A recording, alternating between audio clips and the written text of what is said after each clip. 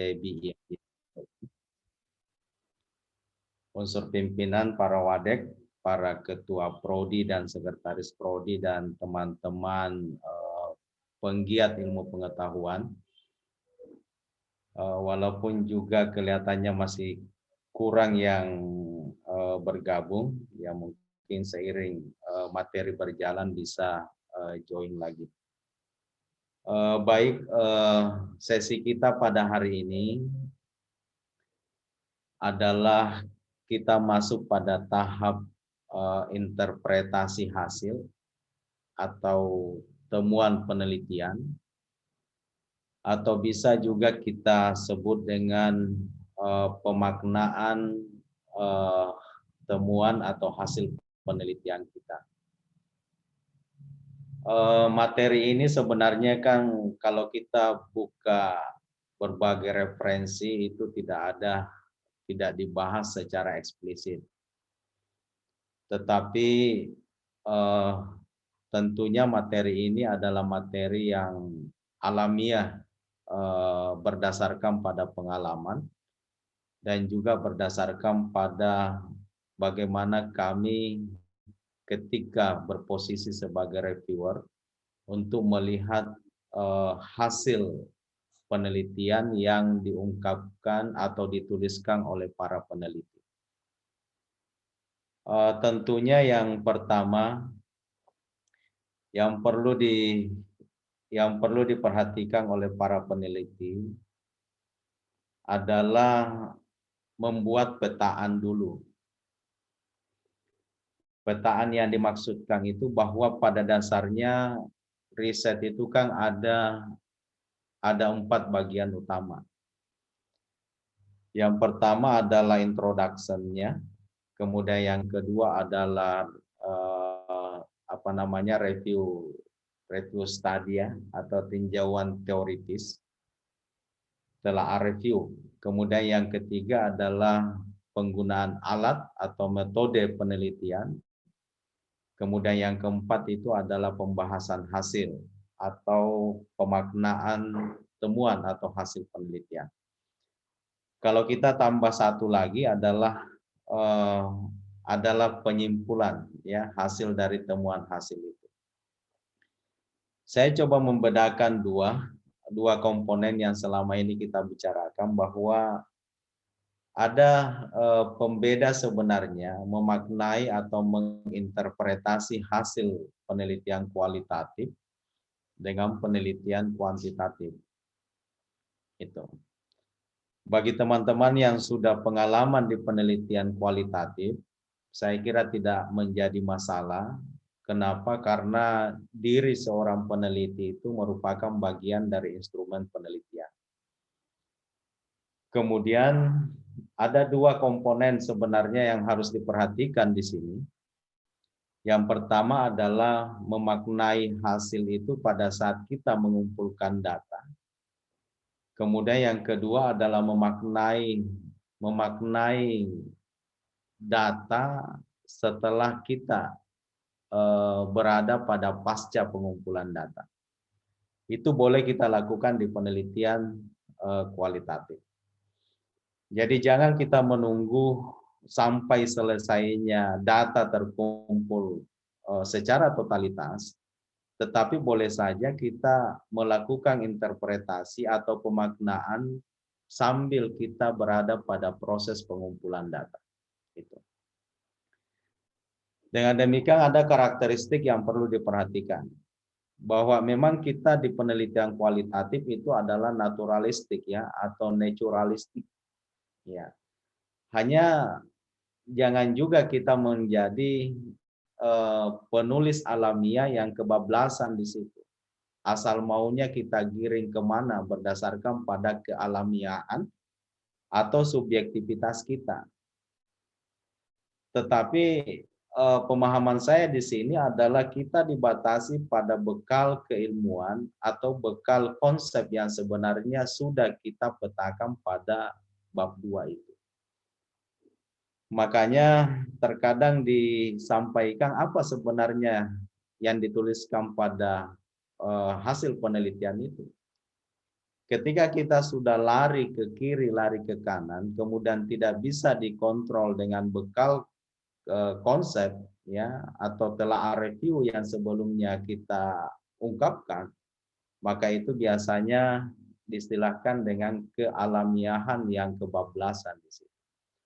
Tentunya tidak seperti itu kita inginkan ya, tetapi disitulah dikatakan bahwa subjektivitas kita juga terbatas sebenarnya, itu ya.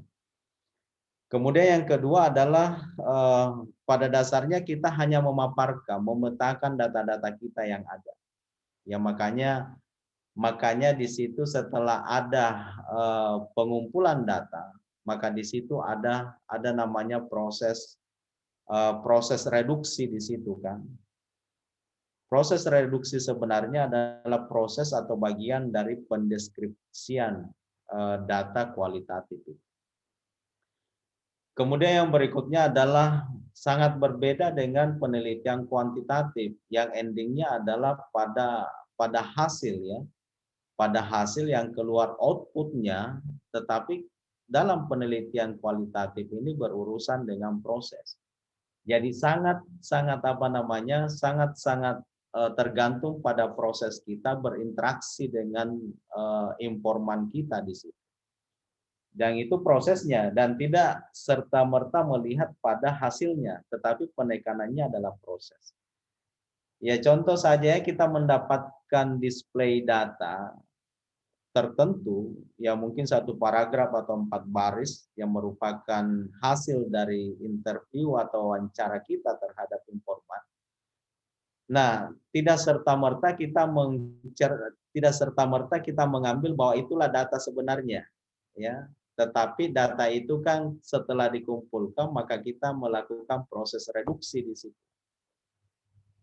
Kemudian yang berikutnya lagi, kelihatannya agak sulit kita mendeskripsikan dengan baik kalau penelitinya tidak bisa berinteraksi dengan informannya itu. Karena boleh saja apa yang disampaikan oleh informan itu adalah tidak sesuai dengan yang sebenarnya realitas yang ada di lapangan. Ya tentunya banyak ilmu yang bisa kita terapkan di situ ya, seperti halnya ilmu gestur ya. Ya terkadang kita mewawancarai informannya itu kemudian mempunyai perilaku apa itu. Dia memberikan komentar dengan gaya yang bagaimana. Ketika ditanya apa pendapatnya menurut ini, maka informannya itu kelihatannya mempunyai gerak-gerik yang lain. Seperti halnya ya, ketika ditanya informannya kemudian mata kirinya berkedip ya. Jadi apa makna di balik itu? Kemudian menggaruk-garuk kepalanya di sebelah kanan, bukan di sebelah kiri. Nah, itu kan ada pemaknaan-pemaknaan seperti itu. Kemudian proses yang dilakukan itu adalah bersifat induktif. Induktif itu artinya kita mengambil didasarkan pada data yang ada, realitas yang ada, kemudian kita tarik menjadi suatu teori, kita simpulkan sebagai bagian dari teori atau konsep yang akan kita ungkapkan di situ. Kemudian yang berikutnya memang tidak lepas dari makna. Jadi Bapak Ibu, kita tidak serta-merta bahwa di atas meja kita itu adalah deskripsi seperti itu. Tetapi apa di balik makna itu? Kenapa tatakan buku di atas meja itu ada di sebelah kiri, bukan di sebelah kanan? Bahkan juga kita harus pahami bahwa meja itu sebenarnya kenapa sih ukurannya 1 kali 2 meter. Bahkan lebih jauh dari itu sebenarnya apa sebenarnya filosofi dari meja yang bentuknya seperti itu. Bahkan lebih dalam lagi apa sebenarnya di balik meja itu. Itu adalah pemaknaan-pemaknaan yang harus kita lihat pada aspek kualitatif di situ. Jadi tidak sebatas pada apa yang tampak ya. Apa yang tampak di permukaan tetapi tentunya juga apa di balik permukaan itu. Itu seperti halnya kalau kita melihat bangunan rumah dari luar, maka tentunya ada pemaknaan itu kita sudah bisa memberikan pemaknaan bahwa di dalamnya itu adalah seperti ini. Oke, kemudian karena kita berbicara tentang interpretasi atau pemaknaan, maka analisis dan interpretasi datanya menurut Creswell di sini, kita memang sebatas pada menganalisis teks. Kemudian pengembangan deskripsi, kemudian penyamatan makna temuan yang luas. Jadi perlu ada perluasan di sini, tidak semata-mata penelitian kualitatif itu berfokus pada informan atau informan ya. Tetapi boleh saja kita melakukan penelitian itu tanpa informannya, tetapi kita menggunakan pendekatan yang lain. Seperti halnya pemaknaan semiotik ya. Kalau di bidang saya biasanya laporan keuangan itu apa sih sebenarnya maknanya angka-angka itu? Apa sebenarnya maknanya kalimat-kalimat yang ada di situ? Apa sebenarnya maknanya cover laporan keuangan itu yang di belakang background-nya itu ada gambar pegunungan yang sangat hijau dan sebagainya. Maka itu penelitian-penelitian yang sifatnya menggunakan data sekunder ya, tetapi juga bisa kita lakukan pemaknaan di situ. Kemudian berikutnya adalah strukturnya fleksibel, cenderung dan pendekatan subjektif, dan ya kalau pandangan sebelah mengatakan bahwa itu bias sebenarnya. Jadi inilah kealamiahan ya. Jadi kita terasa fleksibel. Nah, sebenarnya kalau kita menjadi pembimbing sebenarnya pada penelitian kualitatif, maka kita hanya memberikan arahan-arahan, koridor-koridor terhadap peneliti, dan yang tahu pas itu adalah para penelitinya, karena para peneliti itu mempunyai kecenderungan subjektivitas yang tinggi. Peneliti itu adalah aktor, ya. Aktor dan pembimbing itu hanya mengamati, ya, mengamati dan mendiskusikan dengan aktornya itu. Tentunya kalau dia aktor adalah memberikan sepenuhnya kepada mereka untuk bagaimana memanage tulisan-tulisannya itu. Nah, tentunya di dalam penulisan artikel, struktur fleksibelnya ini terkadang dibatasi dengan apa? Dengan template ya, dengan apa gaya selingkun dan sebagainya. Hanya perlu memang ada pemahaman kita bahwa di dalam penggambaran penjelasan kita atau interpretasi kita, kita tidak memerlukan apa? Tidak memerlukan sesuatu yang terlampau luas ketimbang kita melakukan penelitian dalam bentuk laporan penelitian. Kenapa? Karena ruang yang disediakan itu sangat terbatas sekali. Nah, ini desain sebenarnya pengolahan data. Kalau ini adalah Habermas ya, Miles dan Habermas ya, salah satunya yang bisa kita gunakan. Jadi kita melakukan pengumpulan data, kemudian boleh saja kita melakukan penyajian, kemudian kita mereduksi, kemudian kita pengambilan kesimpulan atau penggambaran verifikasi. Jadi data dikoleksi dulu, kemudian kita coba sajikan mana data di antara itu yang potensi akan kita olah. Kemudian setelah kita lihat bahwa inilah potensi yang akan menjadi olahan data kita, maka kita masuk pada tahap reduksi. Jadi Bapak Ibu boleh saja kita mengumpulkan data, mengkoleksi data banyak sekali. Kalau kita mungkin pakai rekaman, boleh saja itu sudah 20 GB dan sebagainya. Ya, kalau kita buat catatan mungkin saja sudah beberapa lembar ya, puluhan ratusan, tetapi boleh saja di antara itu tidak memenuhi syarat untuk disajikan sebagai data penelitian kita. Itu ya, makanya seringkali ketika ada rekaman maka kita selalu mendengarkan berulang-ulang apa relevansinya dengan pembicaraan ini dengan penelitian kita, terutama di dalam menjawab tujuan penelitian kita. Kemudian setelah kita ambil satu bagian, ya mungkin 1, 2, 3 atau beberapa display informan, maka kita lakukan reduksi, transformasi data di situ, melakukan penyederhanaan, melakukan pengabstrakkan di situ. Kemudian pada akhirnya kita sebenarnya melakukan reduksi itu sebenarnya kita sudah pada tahap diskusi ya. Diskusi apa? Diskusi pemaknaan di situ. Melakukan proses imprensi sebenarnya ya data itu dengan bekal konsep dan bekal teori ya ataukah biasa disebut dengan triangulasi riset ya. Di PPT berikutnya nanti ada apa triangulasi di situ. Kemudian kita melakukan penggambaran verifikasi atau biasa disebut dengan konklusi di situ. Ini yang paling umum kita gunakan ya pada saat kita melakukan pengolahan data sampai kita melakukan interpretasi dan pada akhirnya kita melakukan konklusi. Beberapa hal yang perlu diperhatikan dan biasanya ini hanya digunakan sebagai bagian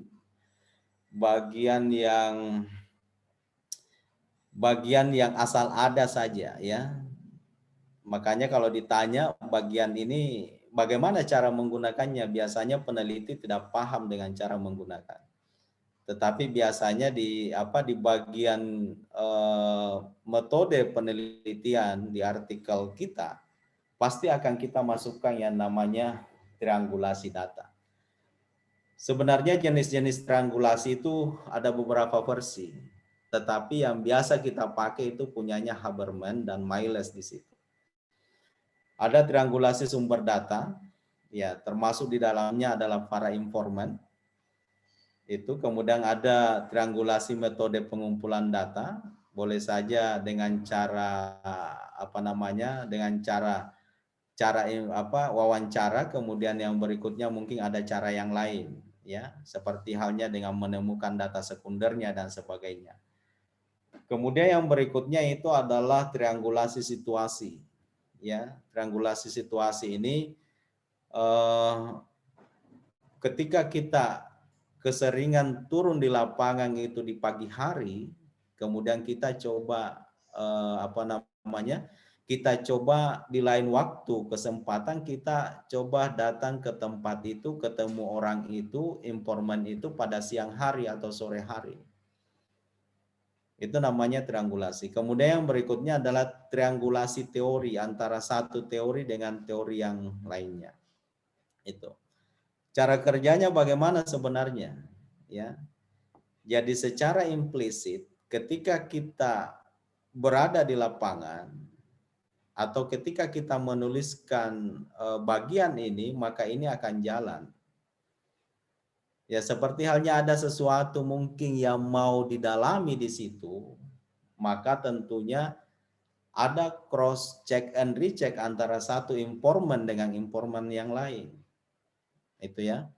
Umpamanya informannya adalah si A. Kemudian ada informan yang lain adalah si B.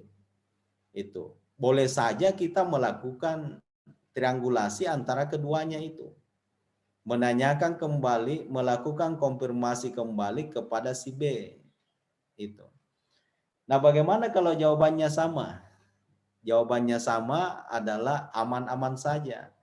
Tetapi ketika jawabannya berbeda, maka itu merupakan bagian-bagian tertentu yang perlu dieksplisitkan di dalam tulisan kita di situ. Itu ya, sama dengan yang lain situasinya dan sebagainya. Makanya seringkali didalami bahwa menurut hasil wawancaranya si B itu tidak sependapat dengan si A. Itu kenapanya, dan disitulah mungkin ada pemaknaan yang harus kita eksplisitkan di situ. Triangulasi yang lain juga saya kira demikian ya. Jadi ketika kita menggunakan teori apa, ya boleh saja berbeda dengan teori-teori yang lain. Itu makanya perlu memang dilakukan triangulasi. Ini sebenarnya gunanya untuk termasuk di dalamnya adalah validasi kualitatif penelitian kita di sini. Dan inilah yang menjaga koridor penelitian kita bahwa sebenarnya bukan penelitian yang asalan dan sebagainya. Kenapa? Karena check and rechecknya juga ada kita lakukan di dalam penelitian ini. Kemudian yang berikutnya, ini sangat teknis sekali. Jadi kita harus mendeskripsikan cerita konteks dari penelitian kita. Kita harus pahami sebenarnya core-nya kita, tujuan akhir dari penelitian kita itu apa. Sehingga pembahasan kita itu tidak lepas dari cerita konteks atau cerita konteks dari topik atau tema penelitian kita. Kemudian yang berikutnya adalah gaya paparan kita. Ya, gaya paparan kita kita harus menghindari yang tidak terkait dengan penelitian kita. Peneliti terkadang karena tingkat subjektivitasnya yang sangat bebas di situ, akhirnya terkadang harus menggunakan kacamata apa, tetapi peneliti karena terlalu sangat bebasnya, maka dia seakan-akan menggunakan kacamata yang lain di situ. Itu ya, terutama di dalam menggunakan konsep tertentu di dalam memetakan atau menganalisis data penelitiannya itu. Seperti halnya kita menggunakan apa? Mungkin saja kita menggunakan konsep maslahah, tetapi kelihatannya peneliti lebih dominan menggunakan konsep falah di dalam menganalisis penelitiannya itu. Jadi perlu memang ada batasan-batasan yang harus dipahami di situ. Kemudian yang berikutnya, alur riset kita, ya, ini sebenarnya implisit. Ya. Jadi kita cuma menyadari diri bahwa sebenarnya alur penelitian kita, alur penyelesaian masalahnya adalah seperti ini. Nah, ini tidak lepas dari pendekatan apa yang kita gunakan. Ketika kita menggunakan mungkin pendekatan fenomenologi, tetapi kelihatannya peneliti itu sudah melebihi dari pendekatan itu, sudah masuklah pada desain kritis ataukah sampai pada di atasnya lagi postmodernisme dan sebagainya. Nah, itu harus apalagi sudah di-justice sebelumnya bahwa sebenarnya desain penelitian ini atau pendekatan penelitian ini adalah pada tataran etnografik, etnometodologi dan sebagainya. Tetapi ketika dilakukan pembahasan, maka peneliti seakan-akan tidak sampai ke situ ataukah bahkan melebihi dari desain yang seharusnya dituntaskan di dalam penyelesaian penelitian itu. Kemudian yang berikutnya struktur pembahasan. Jadi ada pengalaman juga kami sering diskusikan ketika pertanyaan penelitiannya itu ada 3, maka sub pembahasan di hasil itu juga ada 3.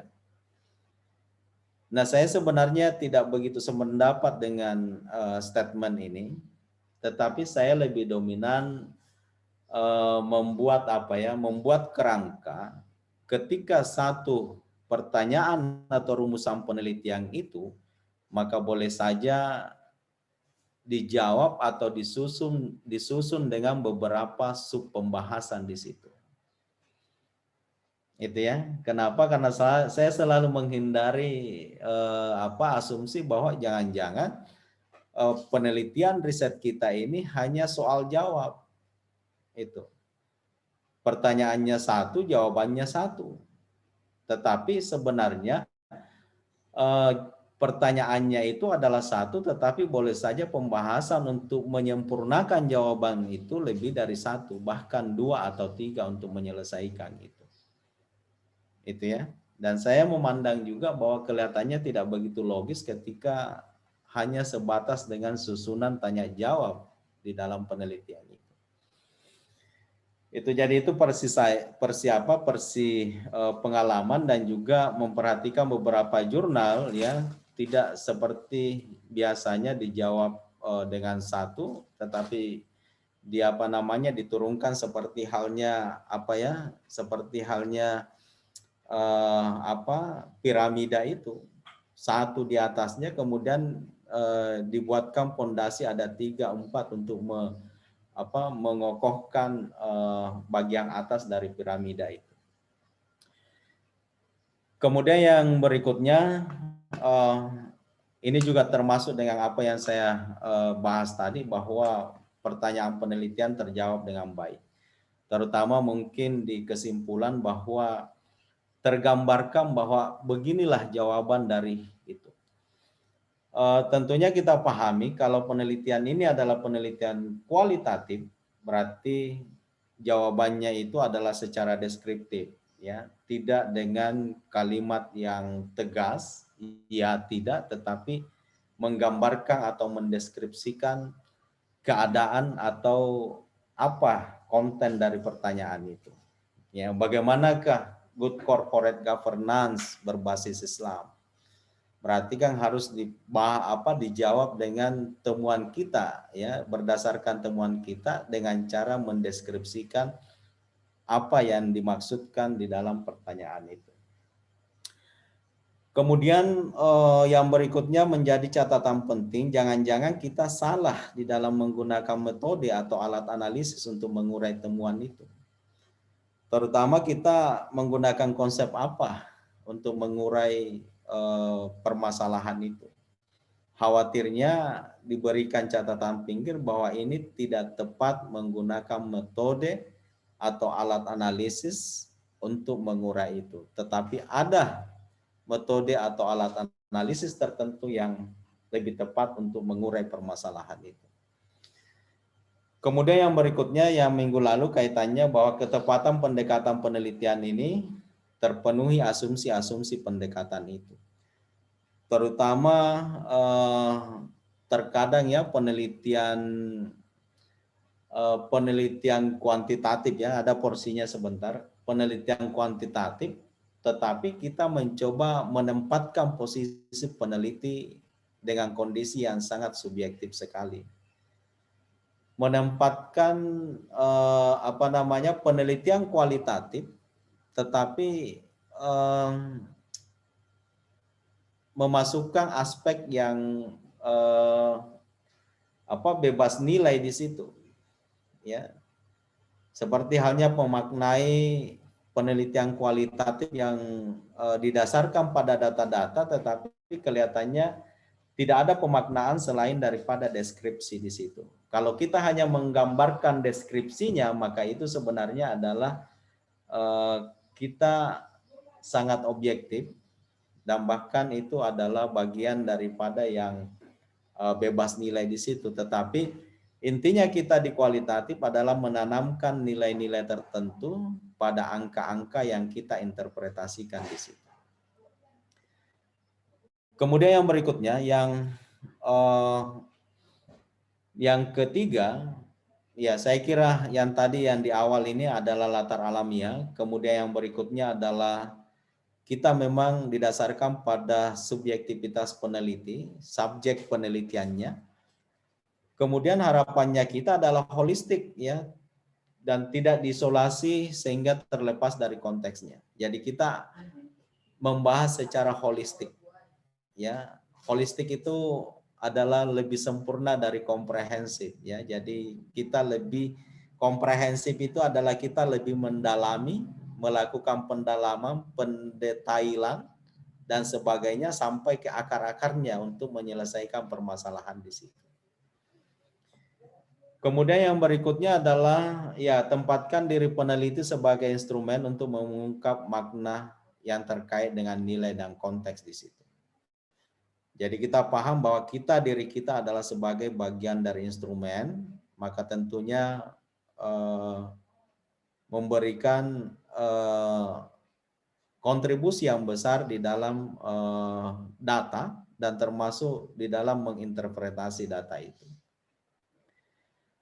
Kemudian yang berikutnya, hubungan alamiah antara peneliti dengan informan.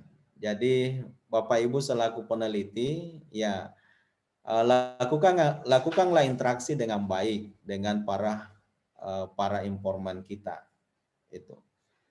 Jadi tidak ada jarak lagi antara peneliti dengan informan, dengan asumsi bahwa semakin dekat informannya dengan para penelitinya, maka semakin lebih dalam kita bisa menggali sesuatu daripada para informan itu. Makanya paling paling baik ya ketika kita bisa berinteraksi, bersahabat dengan para informan itu. Dan bahkan informan penelitinya ya tidak ada masalah, kita bisa makan bersama, ngopi bersama dengan para informannya untuk menggali data-data yang terkait dengan itu. Dan berbeda dengan paradigma yang apa namanya yang objektif di situ. Itu bahkan kita pernah dengar ya cerita, dan itu memang benar, seorang peneliti Australia kemudian meneliti koteka di mana di Papua. Kemudian pada akhirnya peneliti ini memang jatuh cinta dengan gadis yang memakai koteka itu. Dan pada akhirnya hasil penelitiannya itu jauh lebih baik ya, dibaca dan sebagainya. Kenapa? Peneliti mampu menggali informasi yang lebih dalam dari penelitian itu.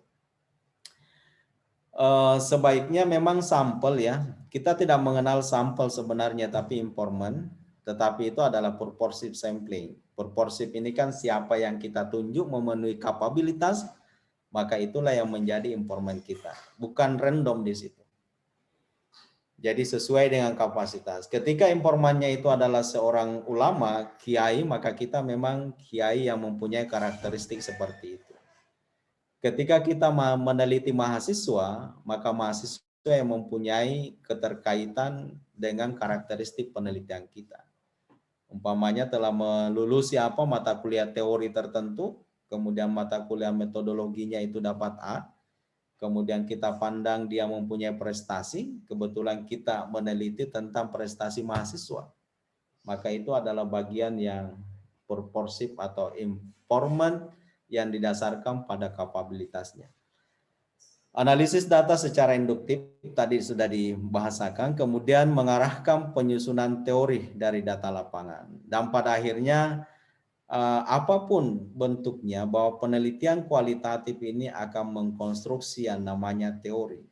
Itu ya, kenapa? Karena paradigma induktif itu kan berawal dari data, kemudian akan berakhir pada penyimpulan dalam bentuk narasi konseptual di situ. Itu. Makanya dikatakan bahwa penelitian yang berorientasi pada menemukan teori baru, maka itu didekati dengan penelitian kualitatif. Penelitian yang berorientasi pada mengonfirmasi, merobaskan teori-teori yang sudah mapan sebelumnya, maka itu dilakukan dengan penelitian kuantitatif di situ.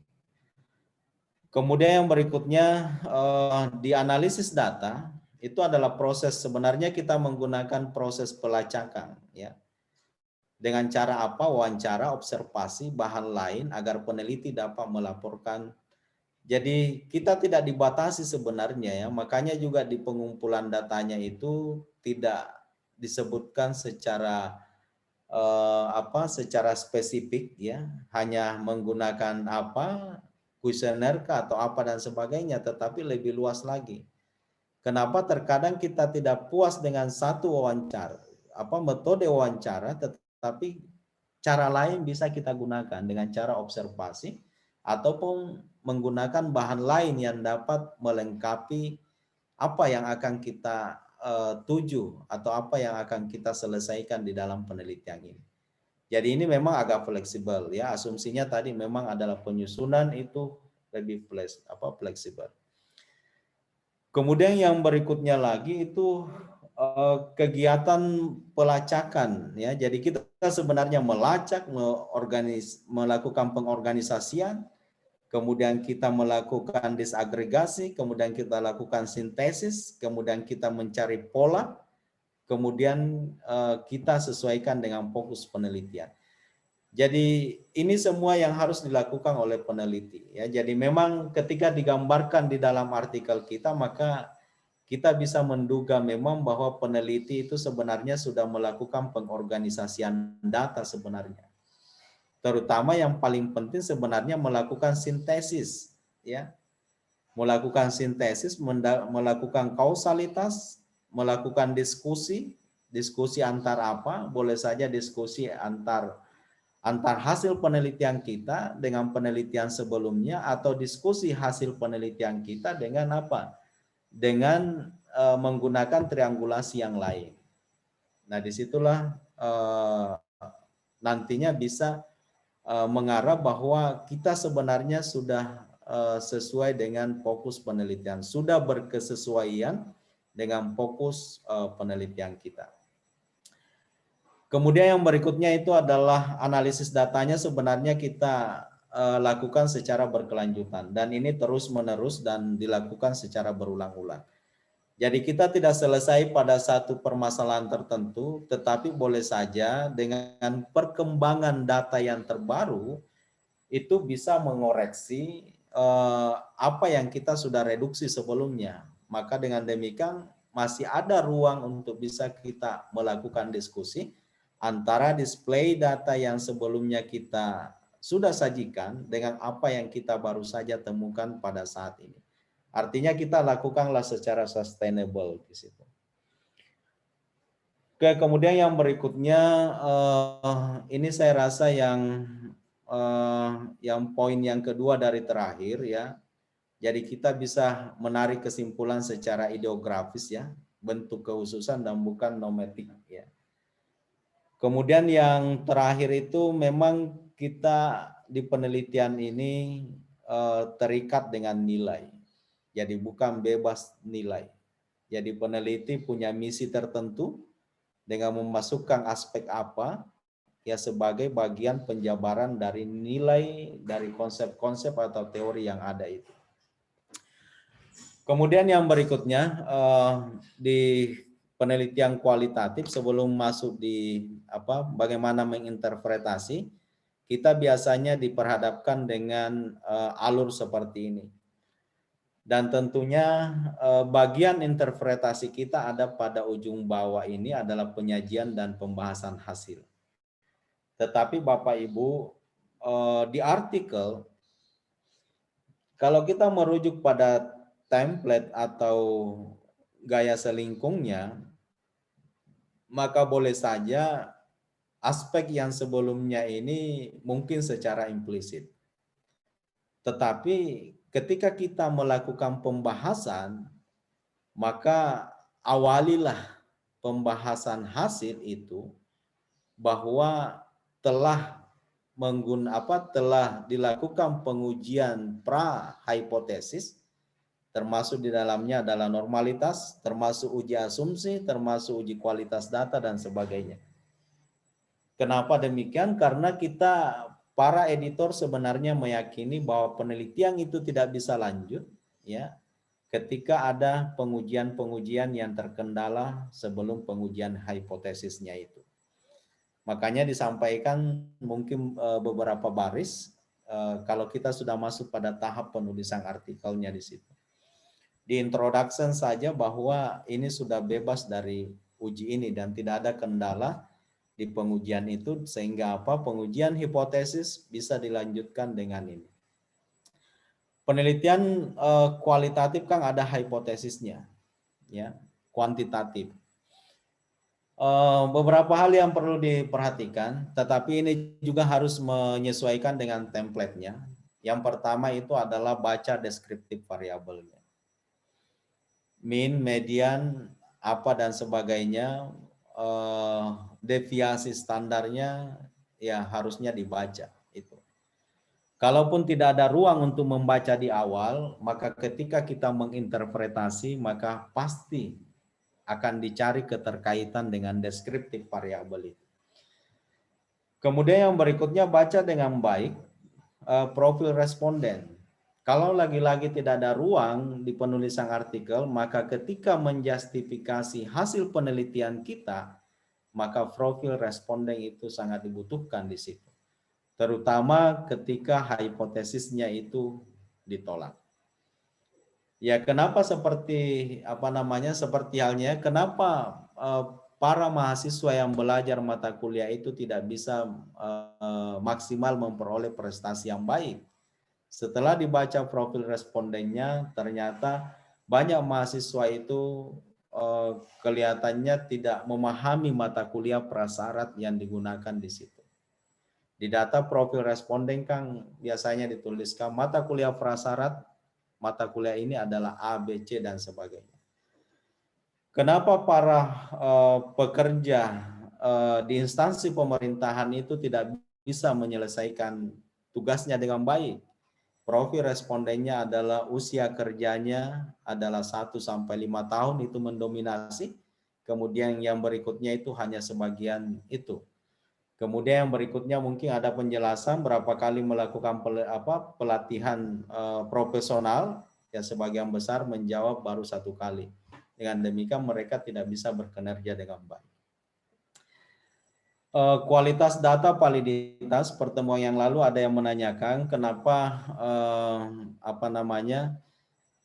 kenapa data sekunder itu tidak diuji lagi validitas dan reliabilitasnya.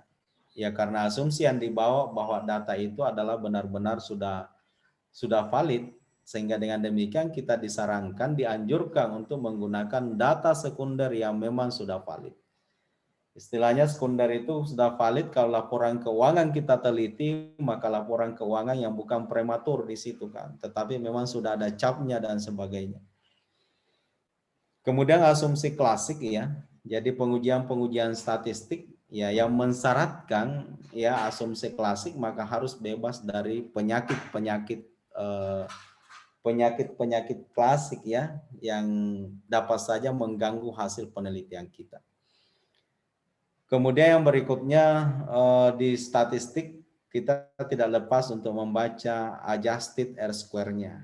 Ya, mungkin juga ada pertanyaan apakah R-square-nya atau apa? Ya, kalau saya sih lebih cenderung menggunakan adjusted R-square karena itu menurut pandangan ahli itu lebih lebih tepat memprediksi sebenarnya ekspektasi statistiknya ketika adjusted, tetapi memang biasanya lebih rendah dari nilainya lebih rendah dari R-square. Baca kekuatan pengaruh, baca koefisien dan sebagainya. Jadi Bapak Ibu jangan kita hanya terfokus pada ya tidak, diterima atau ditolaknya. Tetapi kita membaca kekuatan, bahkan kita membaca arah hasil pengujian itu. Arahnya biasa ditunjukkan peningkatan penurunan, penguatan melemahkan, ataukah positif dan negatif dan sebagainya. Kemudian komparasi kekuatannya itu kan bisa saja kita bandingkan antara antar jalur ya, antar A ke B, kemudian A ke C dan sebagainya, B ke C ke B dan sebagainya. Walaupun itu tidak dihipotesiskan, tetapi itu memperkaya penelitian kita dan seringkali pembaca memang mencari itu. Ya, pembaca tidak terpuaskan dengan ya tidak diterima atau ditolaknya hipotesis itu. Tetapi lebih dalam dari itu. Makanya Bapak Ibu kalau kita menguji sebenarnya menguji tesis atau menguji disertasi, maka sebagai penguji bukan lagi melihat pada diterima atau ditolak hipotesis itu sebenarnya ya, tetapi pendalaman kita adalah memaknai lebih detail apa sebenarnya dan bagaimana arah statistiknya itu. Kenapa diterima dan ditolak itu kan sudah selesai sebenarnya pada para pembimbingnya kan. Tetapi kalau untuk memaknai lebih dalam itu boleh saja pembimbing dan mahasiswa tidak mempunyai kapabilitas untuk mengungkap itu. Apalagi kalau umpamanya ya hipotesisnya diterima signifikan, tetapi ada arah statistik yang kelihatannya cenderung bertentangan dengan teori yang digunakan. Kan itu menarik pembahasan itu. Ya, jadi signifikansi versus alfa terlalu berlebihan kalau kita saya menganggap ya terlalu berlebihan kalau kita sampai pada membandingkan antara tabel T dengan T hitung, sementara yang disediakan di dalam di dalam output itu sudah ada signifikansi dan alfanya di situ kan. Signifikansi atau probabilitas signifikannya di situ. Cukup saja kita menggunakan itu. Yang lalu mungkin saya sudah sampaikan bahwa kita berada dalam ilmu sosial, maka toleransi yang kita gunakan yang lebih humanis, lebih toleran itu adalah pada tingkat alfa 10%. Dengan demikian signifikansi yang seringkali kita toleransi, dan juga ketika kita membaca jurnal-jurnal internasional, maka signifikansi itu kita berada pada taraf 1%, 5%, dan 10%. Ketika hasilnya adalah 7%, berarti signifikan pada alfa 10%.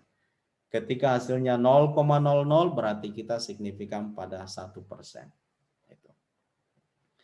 Lebih toleran, dan juga ada sebenarnya pendapat yang lebih biasanya lebih kokoh ya, itu menggunakan 5%. Tapi kalau kita baca yang lain seperti Hare dan sebagainya, itu mentoleransi sampai 10%. Hipotesis diterima dan ditolak, ya saya kira ini harus ada kejelasan, terutama ketika hipotesis itu ditolak. Itu ya.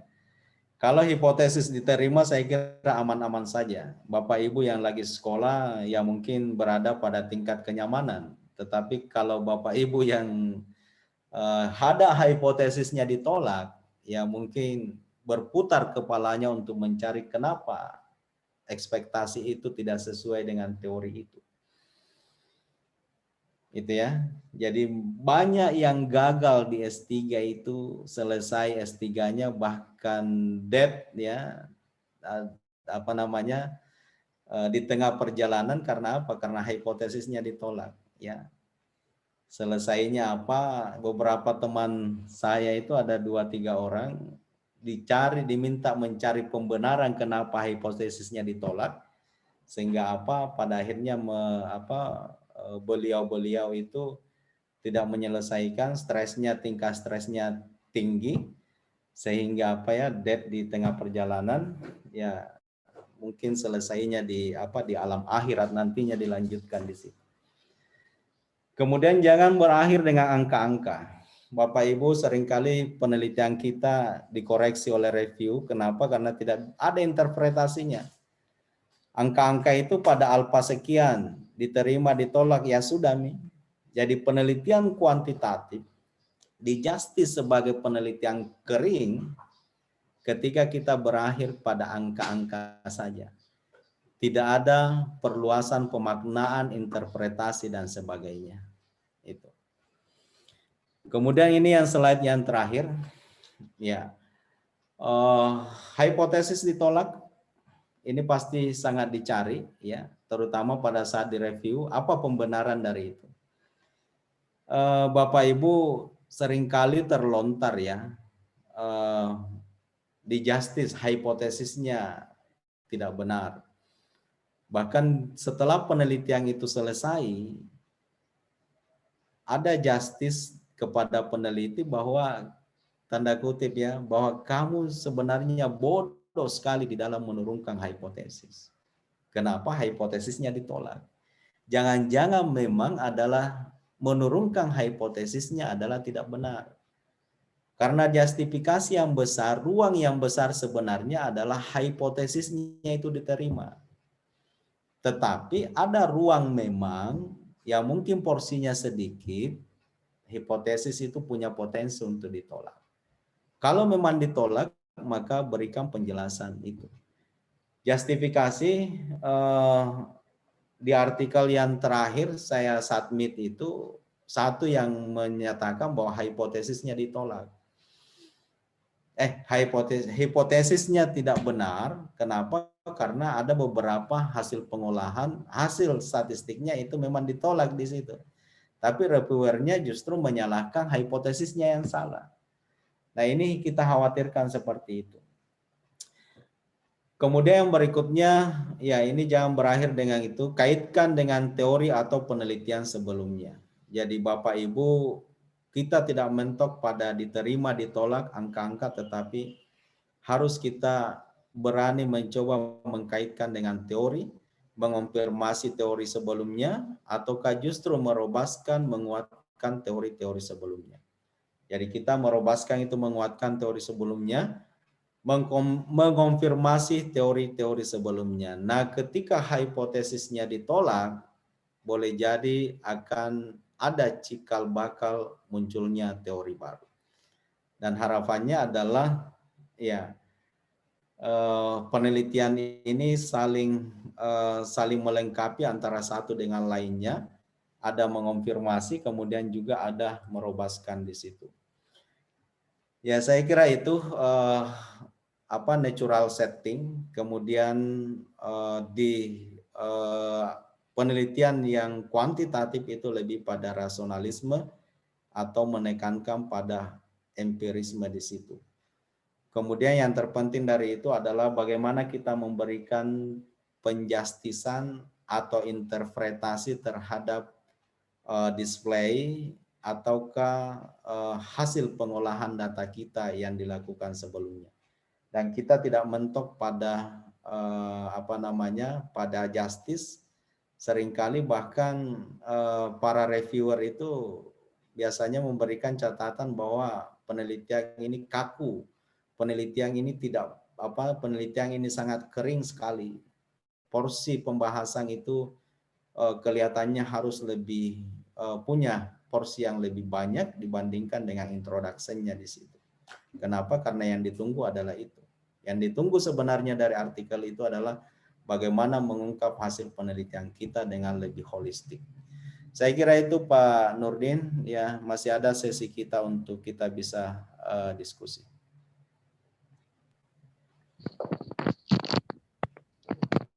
Ya, makasih Ustadz. Bapak Ibu sekalian telah bersama-sama kita membaca, mendengarkan atau melihat pemaparan dari Al-Ustadz tentang materi interpretasi data atau hasil. Dan saya yakin berdasarkan hasil pemaparan ini, Bapak Ibu sekalian, teman-teman sekalian ini akan banyak pertanyaan ya, utamanya tentang interpretasi data yang tadi sudah dibahas oleh Pak Ustadz. Untuk itu kami berikan kesempatan kepada Bapak Ibu sekalian jika ada pertanyaan atau ada barangkali yang masih kurang dipahami, kita ada waktu beberapa menit untuk bisa dijawab sama pemateri kita pada pagi hari ini. Oke, dipersilahkan.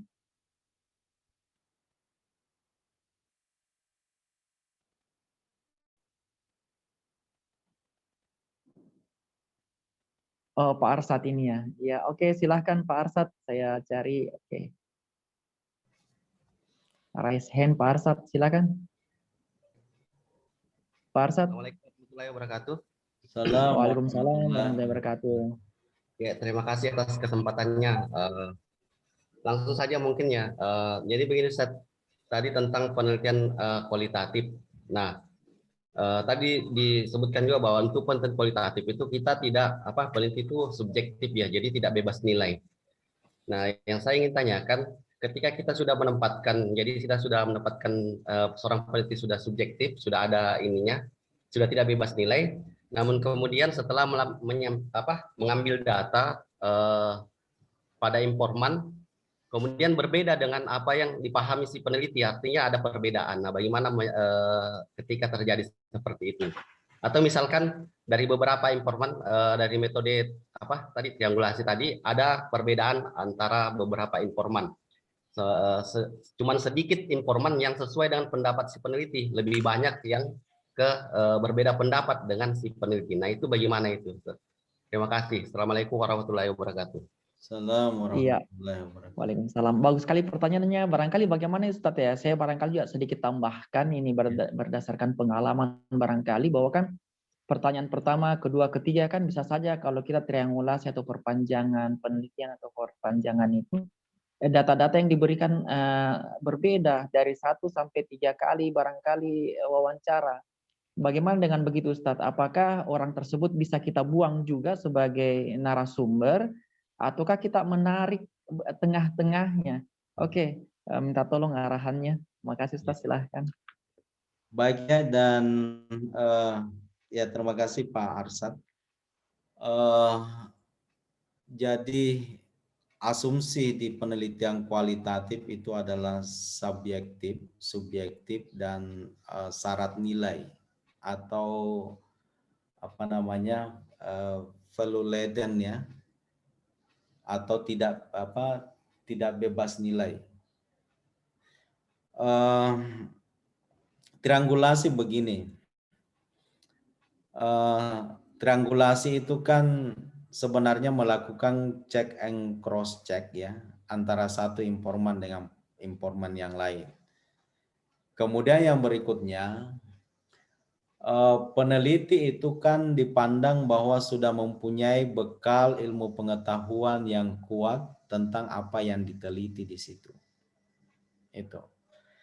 Nah, bagaimana kalau terjadi perbedaan 1, 2, 3, ya, perbedaan antara satu informan dengan informan yang lain, peneliti memang tidak harus percaya langsung terhadap satu informan, terhadap apa data yang disampaikan di situ.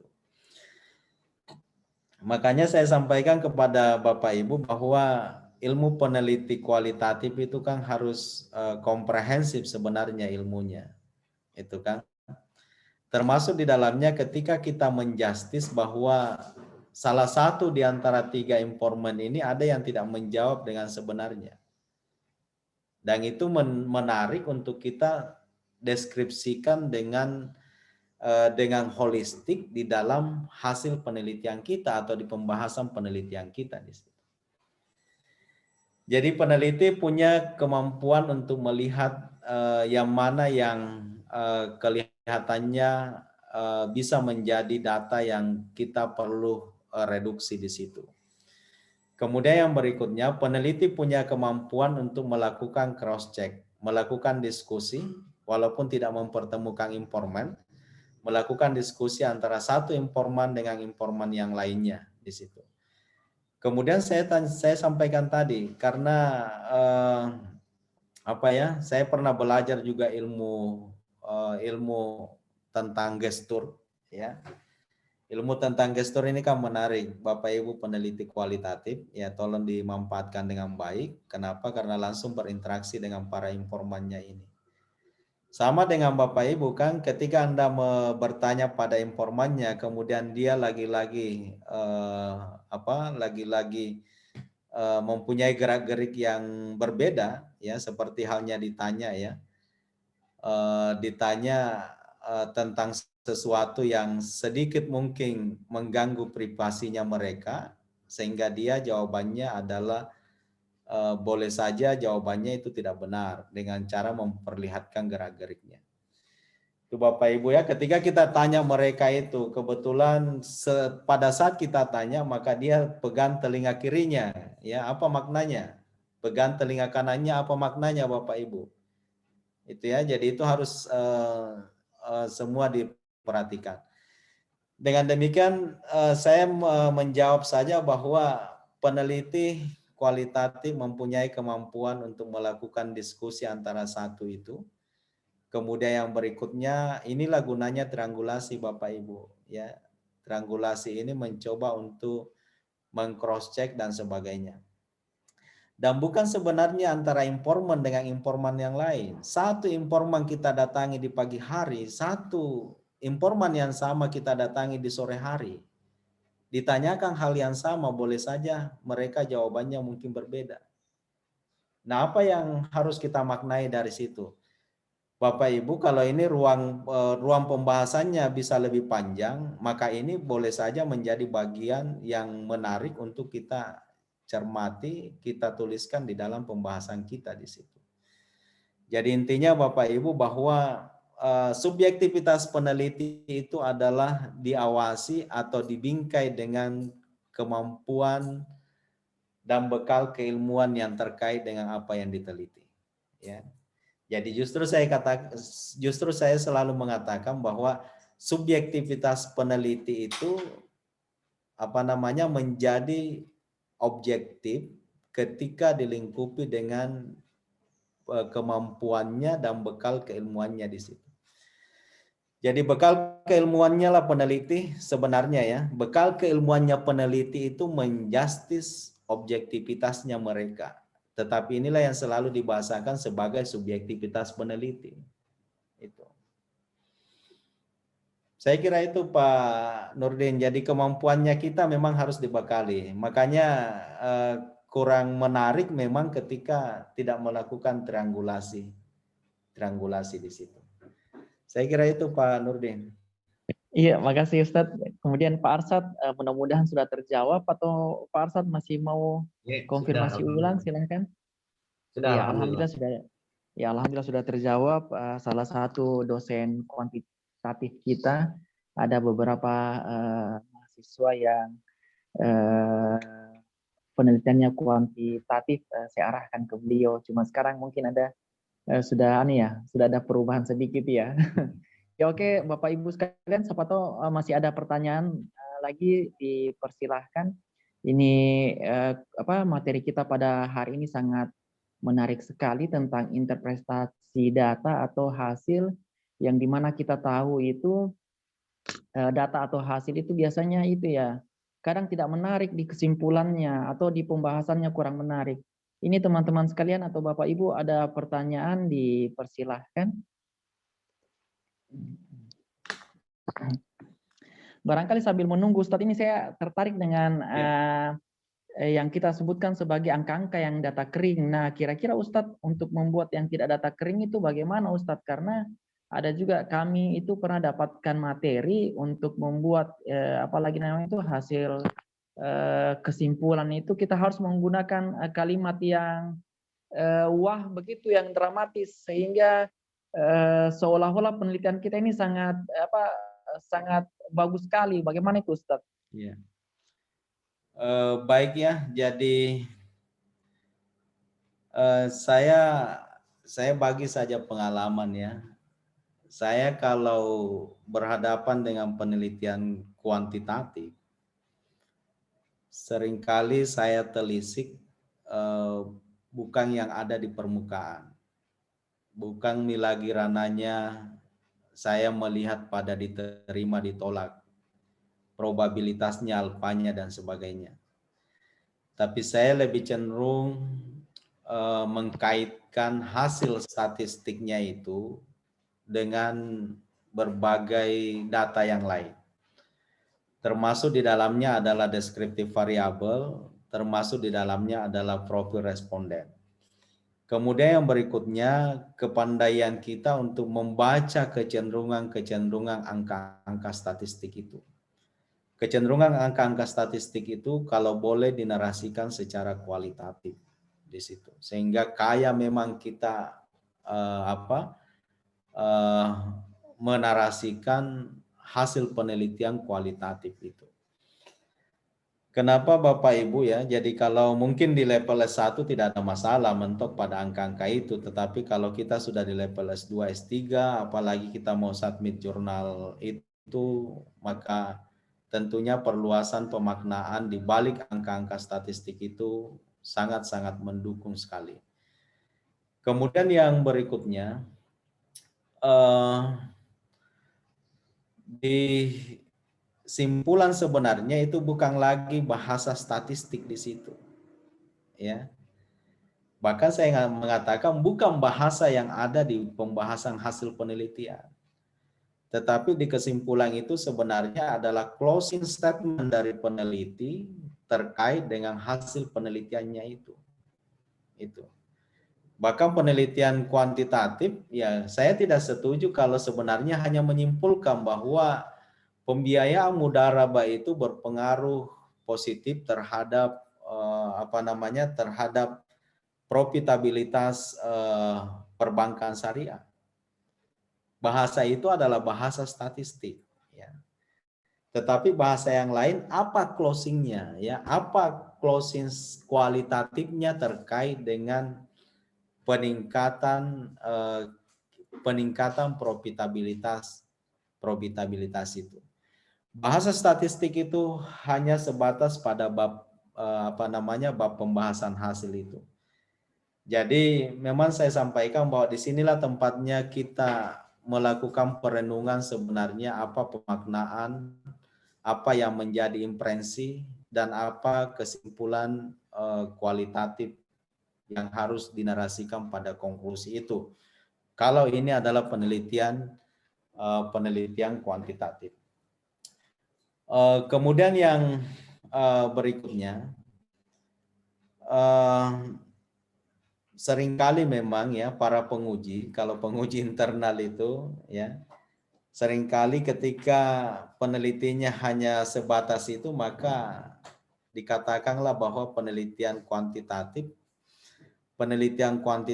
itu tidak seperti itu. Penelitian kuantitatif tidak harus kering seperti halnya berakhir pada diterima atau ditolak di situ. Tetapi di balik diterima ditolak di situ harus ada penjelasan yang lebih luas lagi ke situ. Kenapa? Karena masyarakat sebenarnya tidak butuh diterima ditolak. Yang butuh bacaan mereka adalah kenapa teorinya arahnya seperti itu. Kenapa teorinya tidak sesuai dengan realitas yang ada pada saat sekarang ini? Ya, kenapa kenapa batu yang dilemparkan ke atas ya punya jeda waktu yang lama baru jatuh ke bawah? Itu. Tidak masyarakat tidak begitu butuh bahwa batu itu yang dilempar ke atas akan jatuh ke bawah, tetapi penjelasan di balik itu. Jadi kemampuan kita menelisik sebenarnya arah statistik yang ada di situ, kemudian kita mampu untuk menarasikan secara kualitatif, walaupun ini adalah penelitian kuantitatif. Kemudian konklusi itu adalah closing statement, ya. Closing statement itu adalah pernyataan peneliti terkait dengan hasil penelitian itu, sehingga mampu untuk menjawab rumusan masalah yang telah dirumuskan sebelumnya. Saya kira itu Pak Nurdin, mungkin masih ada yang lain. Ya oke, makasih. Barangkali ada pertanyaan dari Bapak Ibu sekalian. Saya sudah mulai hangat ini, mungkin Ibu ini ya. Ibu Aminata, ada pertanyaan Ibu Aminata?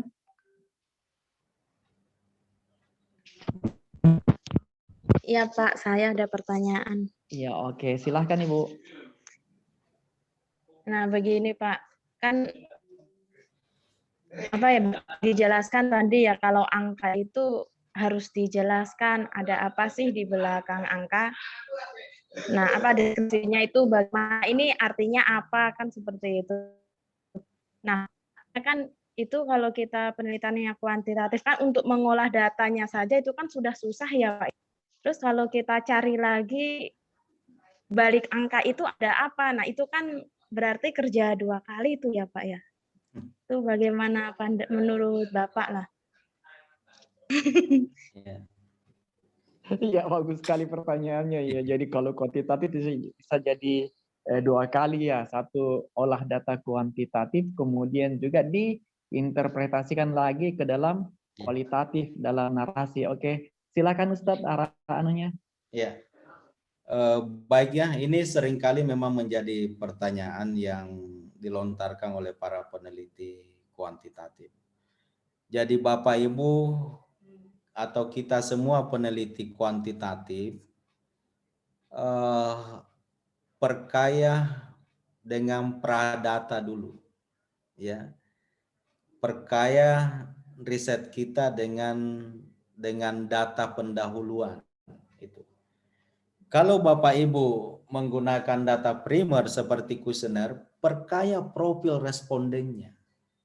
Jangan cuma 3 item profil respondennya, nama, umur, pengalaman apa. Perkaya Bapak Ibu, kalau boleh profil respondennya itu adalah mungkin 2 halaman. Ya. Tapi dengan catatan bahwa responden dimanjakan, jangan disuruh menulis panjang lebar. Kalau boleh respondennya itu hanya mengklik ya, menceklis, berikan pilihan umurnya berapa? Umurnya 25 sampai 30 checklist. Jenis kelamin apa? Berapa kali pelatihan? 2 sampai 3 kali, 5 sampai sekian. Jadi manjakan responden untuk itu. Kemudian yang berikutnya, kalau kita menggunakan data primer, banyak item yang ada di dalam kuesioner, indikator-indikator kita itu yang bisa kita maknai di situ. Satu variabel 10 indikatornya. Bapak Ibu kalau maknai 10 indikator itu sudah luar biasa kan? Itu. Kemudian yang berikutnya terkait dengan datanya data sekunder sama juga ya. Terutama mungkin kalau datanya sekunder itu adalah kenapa menggunakan objek atau unit analisis tertentu itu, atau menggunakan menggunakan purposive sampling, perbanyak kriteria-kriteria yang dimaksudkan di situ. Kemudian banyak hal olah data sebelum kita melakukan olah data untuk pengujian hipotesis juga harus diperkaya itu. Itu ya. Kemudian nantinya Bapak Ibu, kalau kita sudah melakukan olah data dan hasilnya keluar itu kan hanya sebatas pada ya tidak kan diterima atau ditolak. Nah, dengan demikian Bapak Ibu, karena penelitian kuantitatif menurut pemahaman saya adalah penelitian yang sangat objektif. Objektif itu jangan lagi turun di lapangan tanyakan kiri kanan dan sebagainya. Kenapa? Karena kita memang dibatasi bukan wawancara, tetapi menggunakan media tertentu di situ. Makanya yang berbicara untuk membantu penjelasan kita adalah pradata atau data-data awal yang dikumpulkan sebelumnya, ataukah bagian dari pengujian hipotesis di situ. Kemudian kita melakukan pemaknaan seperti itu. Jadi arahnya seperti halnya memaknaikan mean, median, deviasi standar di deskriptif variabelnya. Itu kan bukan saja kita maknai secara horizontal, tetapi juga secara vertikal antara variabel-variabel yang lain di situ. Makanya hindari Bapak Ibu, justice-nya kan tidak enak sekali dirasa kalau dikatakan bahwa Bapak Ibu ini penelitian kuantitatif tapi sangat kering sekali, ya. Bahkan ada yang mengatakan bahwa Bapak ini sebenarnya merusak paradigma kuantitatif. Kenapa? Karena Bapak Ibu hanya sampai mentok pada diterima hipotesisnya atau ditolak hipotesis itu. Jadi kita memang harus meneruskanlah pemaknaan itu. Karena sekali lagi masyarakat pembaca, penggiat ilmu pengetahuan tidak mau berakhir, tidak bisa membaca kalau sampai dengan angka itu. Berikanlah bahasa yang lebih mudah dipahami, tentunya dengan menarasikan statistiknya secara kualitatif itu. Bukan, sebenarnya tidak sulit ya Bapak Ibu mengolah data itu. Saya selalu menyampaikan kepada mahasiswa, berapa pun variabel mau 5 menit jika keluar hasilnya kan. Itu. Makanya jangan takut Bapak Ibu, X1 ke Y.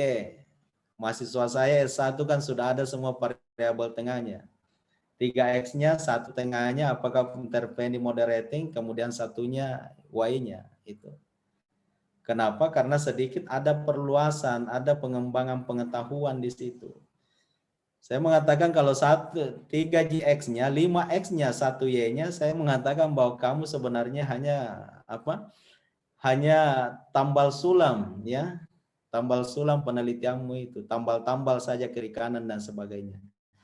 Tetapi coba Bapak Ibu kalau S1 ada tengahnya, intervening ke atau moderating, pasti ada teorinya yang diintegrasikan di situ.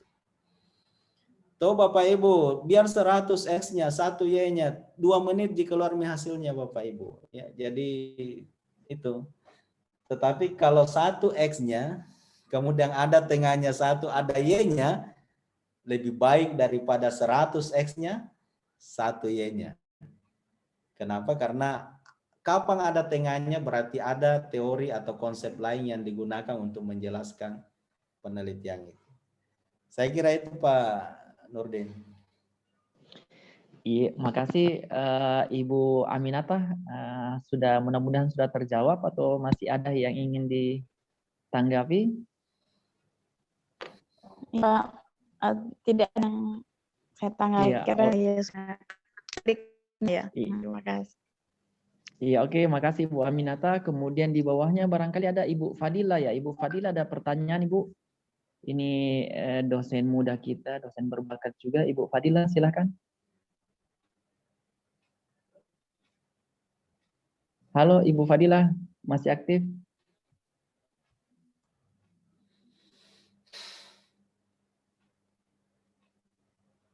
Iya, oke, mungkin lagi ke belakangnya. Kemudian Pak Hendra, ada pertanyaan Pak Hendra?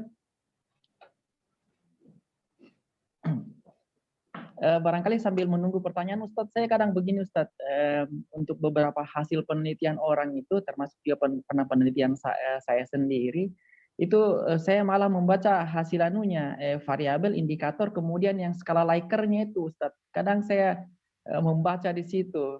Kemudian juga betul yang kita bilang juga dari tadi, pernah makalah yang saya buat juga, saya agak tertarik membaca ya saya termasuk peneliti pemula juga, sangat pemula sekali. Saya tertarik membaca, mengkorelasikan antara hasil uji tersebut dengan karakteristik responden. Nah, kira-kira menurut Ustadz, karena ada beberapa, seperti pernah kajian saya itu tentang di rumah sakit dengan kepuasan konsumen tersebut.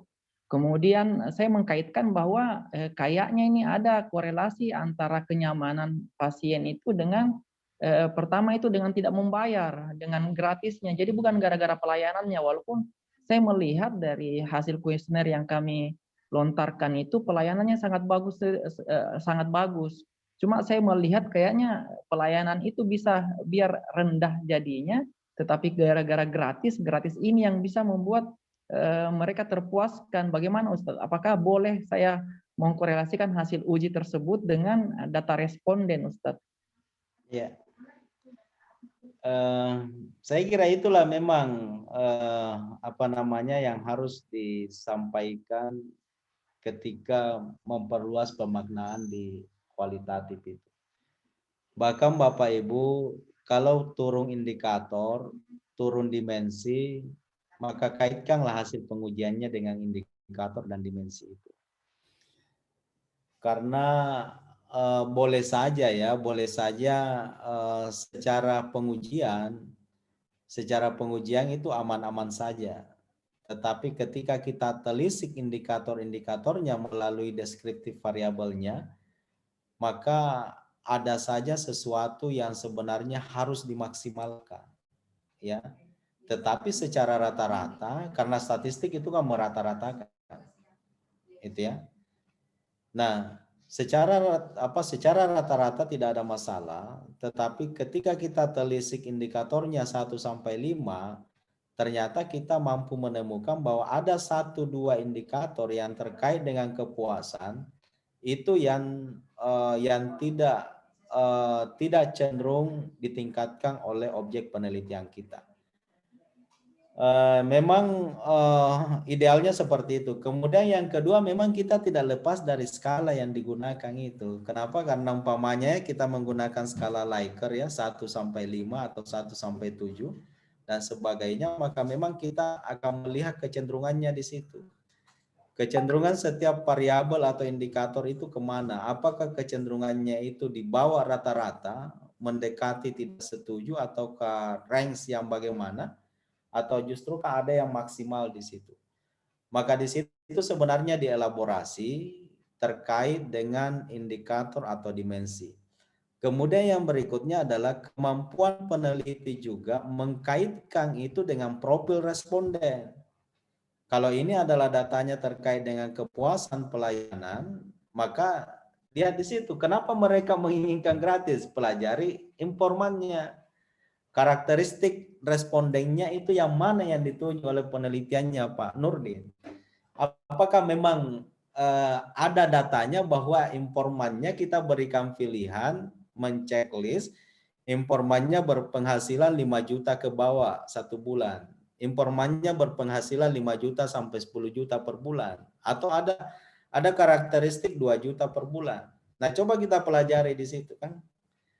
Apakah sebagian besar responden kita adalah dominasi adalah yang berpenghasilan 2 juta ke bawah, pasti dia akan mencari yang gratis, Kang. Iya. Saya kira kalau dosen-dosen kan tidak itu, ya malah sebagian dosen tidak mau yang gratis kan, karena ada asumsi bahwa gratis itu kan pasti pelayanannya tidak begitu bagus kan. Ya, mencarilah sesuatu yang apa namanya yang dibayar tetapi memberikan kepuasan tersendiri bagi kita di situ. Maka banyak harus dipelajari, tapi saya sedikit agak bagaimana ya? Karena seringkali saya lihat ada peneliti kuantitatif yang kembali turun bertanya, ya, turun kembali bertanya di masyarakat atau di tempat penelitiannya. Saya sebenarnya kalau sudah masuk seperti itu berarti ada sudah masuk pada ranah mixed method sebenarnya. Nah, saya lagi-lagi tidak sepandangan seperti itu kalau memperkaya bahasan kita dengan kembali turun di lapangan melalui wawancara. Ya, kenapa? Karena asumsi yang dibangun adalah value free, bebas nilai, dan juga yang berikutnya adalah bahwa itu adalah objektif. Itu ya, objektif itu terpisahlah saya dengan informannya itu. Jadi harus memang dijaga kaidah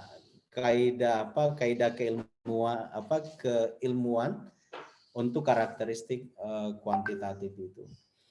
Jadi jangan kita biarkan kering ya. Orang yang tokoh di bidang penelitian kuantitatif mengatakan bahwa Anda lah yang merusak sebenarnya paradigma kuantitatif. Karena Anda hanya berakhir pada diterima atau ditolak gitu.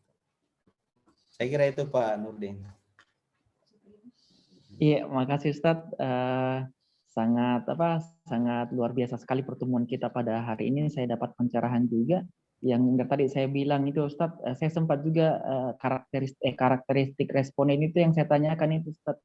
Apakah dia masuk itu melalui asuransi apa? Apakah asuransi daerah atau umum? Dan saya melihatnya hampir 100% kalau saya tidak salah bahwa dia itu adalah asuransi daerah yang gratis. Itu saya kan penelitian di Luwu Utara. Maka saya berasumsi kayaknya gara-gara ini ya, karena setelah melihat faktor-faktor yang lain itu biasa-biasa saja, kalau menurut saya malah agak menumpuk keuangannya. Cuma mungkin dia pikir ini sudah gratis dan sebagainya, maka saya berasumsi di situ kayaknya ada korelasi nih antara ini dari yang tadi. Oke, makasih Ustadz. Barangkali sudah cukup panjang ya diskusi kita pada hari ini. Kita sudah 9.36 sekarang dari yang rencananya cuma 9.30 kalau saya tidak salah. Oke, Bapak Ibu sekalian, serta Bapak Ustadz sebagai pemateri hari ini, sebelum kita menutup, barangkali ada closing statement dari Pak Ustadz untuk sebelum menutup acara ini. Silahkan Ustadz. Ya, baik. Karena hari ini kita sudah masuk pada interpretasi makna atau hasil penelitian, kata kuncinya adalah bagaimana kita melakukan pemaknaan secara mendalam pada penelitian yang perspektifnya adalah kualitatif. Kualitatif itu adalah kita maknai pemaknaan mendalam tetapi tidak meluas, itu ya. Jadi kajian kita dalam tetapi tidak general.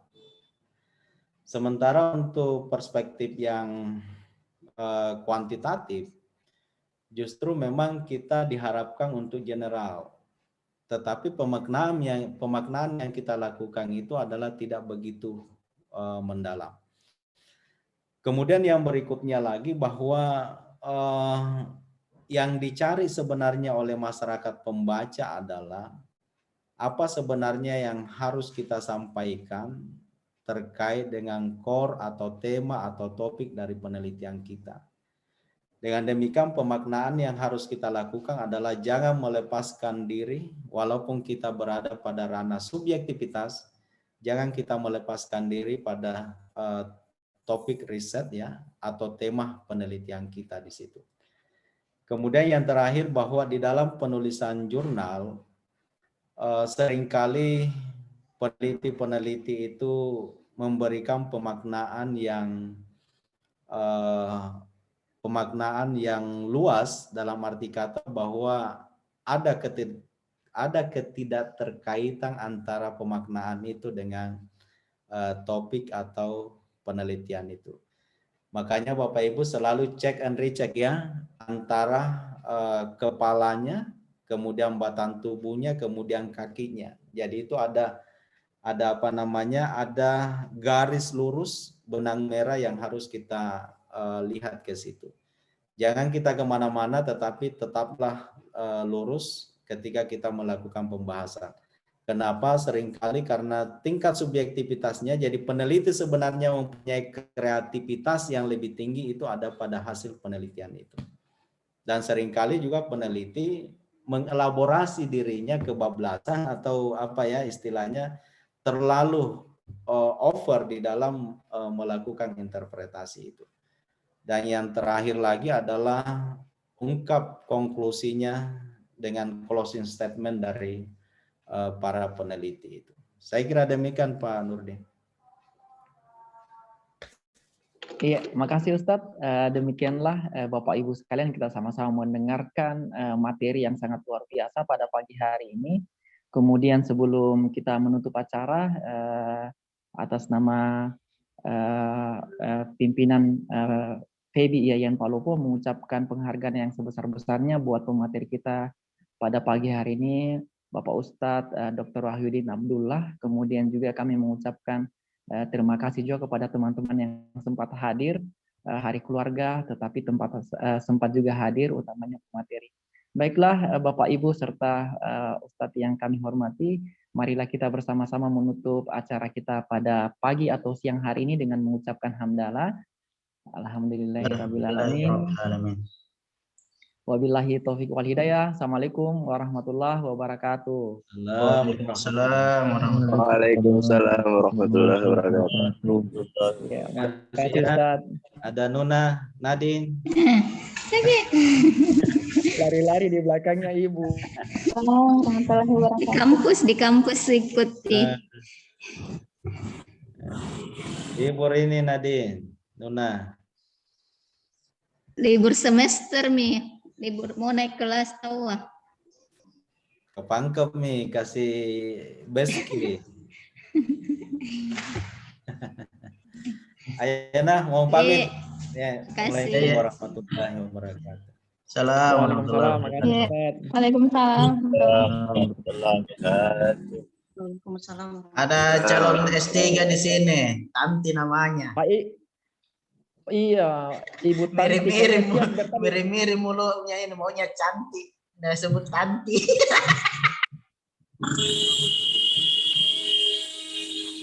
Agak susah diungkapkan dengan ketulusan itu. Harusnya sih berterus terang saja, kayaknya langsung dirubah jadi kapan sih panen strawberry? Besok panen.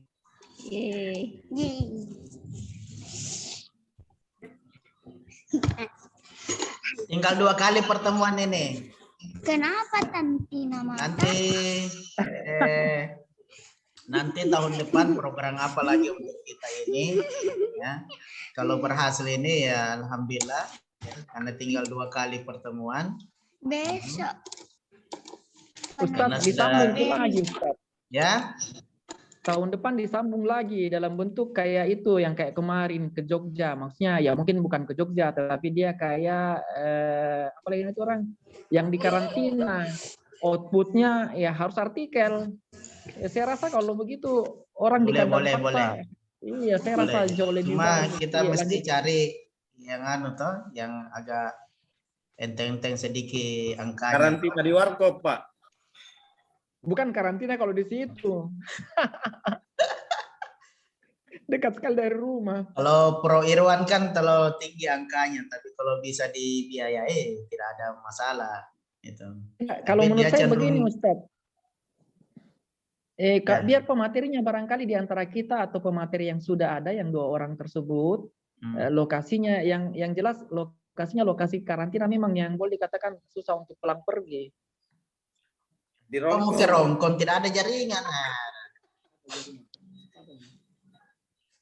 Saya rasa berhasil itu insya Allah. Ya dicobalah dulu toh. Nanti kita pikirkan bagaimana. Besok Tanti. Karena pasca hari ini juga lakukan coaching, tapi 2 hari. Mereka di coaching sama Pak Halim. Besok. Gitu. Di coaching sama Pak Halim 2 hari sama di pasca itu. Nah, alhamdulillah kita ini 14 kali pertemuan. Nah, saya pikirnya kemarin kenapa 1 minggu supaya kita tidak bosan dan jenuh dan ilmunya tidak cepat dilupa. Gitu. Nanti kita evaluasi lagi lah untuk ini karena kita saya lihat di sini itu rata-rata 30 orang yang sering gabung ya. Padahal kita ini jumlahnya luar biasa ya, setengahnya yang bisa gabung.